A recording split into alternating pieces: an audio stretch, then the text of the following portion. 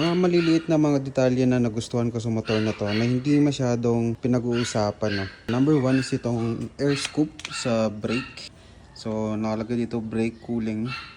Tulong yan sa pagpapalamig ng braking, like overall braking system mo.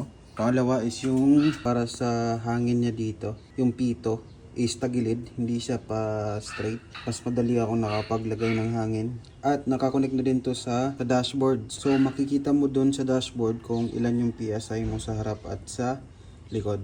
Isa pa sa nagustuhan ko is itong steering damper. Kasi kasama na to, hindi ko na to binili. Andyan na yan, libre na yan. Na-adjust din yan. Meron siyang plus tsaka merong minus. Isa sa mga pinakagusto ko talaga or nagandahan sa motor na to is itong exhaust. Tignan niyo naman kung gaano kaangas yan, diba? Yan, underbelly. Tapos yung forma niya, basta sobrang astig talaga ng dating ng stock na exhaust nito. Sa likuran, ganun pa din, tagilid yung pito. Tapos nakakonect pa din yan dun sa dashboard. Next is ito. Sa karamihan, alam nila na design lang to. Parehas kasi ng kulay ng mags. Hindi lang po ito design, isa itong slider.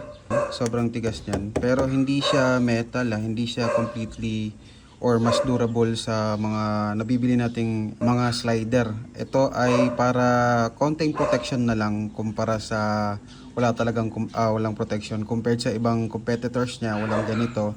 Ito meron na. And napakamura lang nito guys, nabibili to. Papalitan to, may mga kulay pula, black at saka ganitong kulay. Another one is ito. Meron na siyang charging port dito. Ayan. USB tsaka Type-C na yung charging port niya. Next naman is yung tail light niya tsaka brake light. Signal light niya kasama na din, so isahan na lang. Napaka modern looking yan, oh, kumpara sa iba. Sobrang ganda ng design ng tail light na ito. Ayan, oh. Tapos iisa na yung tail light, brake light tsaka signal lights niya. Another one is itong sa side mirror niya, integrated na yung turn lights or signal lights niya. Ayan. Sobrang ganda.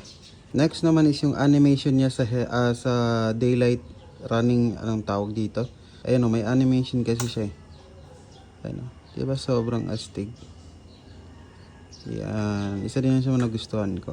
So yun na yung guys, yung mga maliliit na mga detalye about sa motor na to na nagustuhan ko. Sana nag-enjoy sa video na to. See you sa next video.